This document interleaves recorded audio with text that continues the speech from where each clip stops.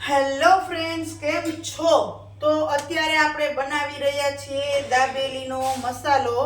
તો એના માટે બધું તૈયાર કર્યું છે. જો આ બટેટાના માવાની અંદર જે એડ થતો એ કર્યું છે. આ દાબેલીનો મસાલો છે. આપણે આ દાણા તૈયાર કરી લીધા છે. આમાં ગળી ચટણી તૈયાર કરી છે અને આમાં ગ્રીન તીખી ચટણી તૈયાર કરી છે.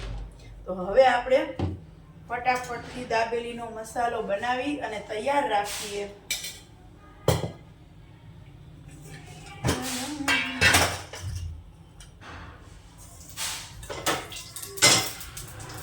ચાલો, આ દાબેલીનો મસાલો છે એ આપણે આમાં એડ કરી દેવાનો છે. ચાલો, આપણે આ એડ કરી દીધો. હવે થોડીક વાર એને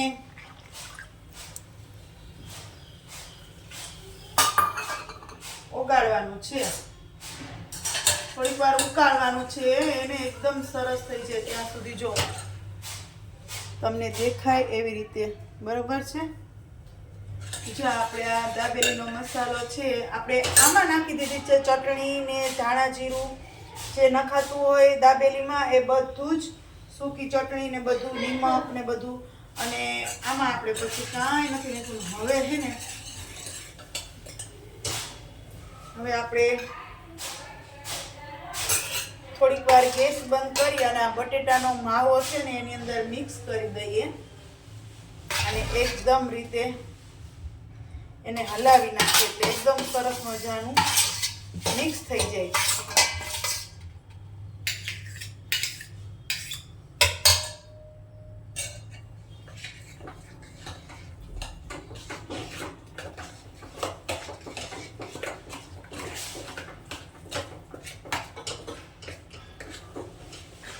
જો આ એકદમ સરસ મજાનું મિક્સ થઈ ગયું છે. જો એકદમ મસ્ત થઈ ગયો છે દાબેલીનો મસાલો. અને જેમ કીધું એમ કે આ બધું જ તૈયાર છે ઓલરેડી. હવે ખાલી પાઉં આવે એટલે ખાલી ભરવાના જ છે. પણ પાઉં અમારા ઓમભાઈ છે ને ટ્યુશનમાંથી આવશે ત્યારે લઈને આવશે. ત્યાં સુધીમાં હું આ બધું જ કમ્પ્લીટ કરી નાખું, ટેસ્ટ કરી લઉં. મસ્ત. અને આ ધાણા ભાજી છે એ પણ આની અંદર આપણે નાખી દઈએ. તો જો આવી રીતના દાબેલીનો મસાલો બની ગયો છે. ગ્રીન અને મીઠી ચટણી બની ગઈ છે. મસાલાવાળા દાણા બી કમ્પ્લીટ છે. બધું કમ્પ્લીટ છે. એટલે હું તો આવી રીતના બનાવું છું દાબેલીનો મસાલો, દાબેલીનો માવો કે નહીં. અને પછી આ બધી વસ્તુ નાખું છું. ને દાડમ હજી માર્કેટેથી આવ્યું નથી. પણ તમે કેવી રીતના બનાવો છો ને એ જરૂરથી મને કહેજો કે તમે આવી રીતના જ બનાવો છો. બરોબર છે? કારણ કે હું તો પહેલેથી આ સિસ્ટમ કે દાબેલીનો મસાલો છે એ પાણીમાં ઘોળી અને પછી એનો વઘાર તેલ મૂકી અને કરી નાખું. હવે બધાની અલગ અલગ રીત હોય એટલે આ ટેસ્ટ અમને બહુ મજા આવે છે. અને હજી જોતા રહેજો કે હું એ દાબેલી કી ટાઈપની તમને આખો વિડીયો જોજો એટલે તમને ખ્યાલ આવે. બરોબર છે? જો તો દાબેલીનો માવો તૈયાર છે, મીઠી ચટણી તૈયાર છે, તીખી ચટણી તૈયાર છે, દાણા તૈયાર છે. હવે શું ઘટે છે? તો હવે એક દાબેલીના પાઉં ઘટે છે, ડુંગળી ઘટે છે અને સેવ ઘટે છે. એ જમવા ટાણે લેવાનું છે. તો તમે જોવો. અને ડુંગળી તો જેને જોહે એમ. આપણે તો ડુંગળી ખાતા નથી એટલે આ બધું અલગ રાખવું પડે થોડુંક. તો જોઈ લ્યો આપણું કમ્પ્લીટ થઈ ગયું દાબેલીનું કમ્પ્લીટ માવો ને મસાલો ને બધું. તમને જોઈને મોઢામાં પાણી આવી જાય છે. મને મોઢામાં પાણી આવી ગયા. પણ પાઉં નથી આવ્યા તો મારે કેમ દાબેલી બનાવવી? સારું, ચાલો. તો આપણે પાઉં આવી ગયા છે. ઓમભાઈ પાઉં ઓલરેડી લઈ આવ્યા છે.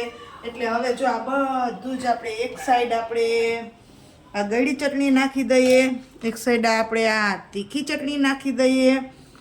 પછી આપણે ભરીએ મસાલો. પછી આપણે એમાં સરસ મજાના મસાલાવાળા દાણા નાખી દઈએ. દાડમ છે નહીં.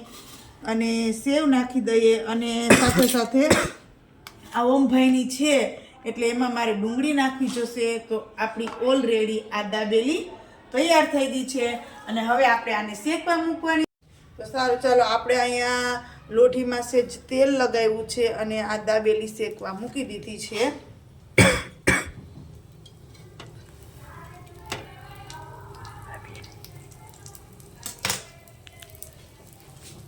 જો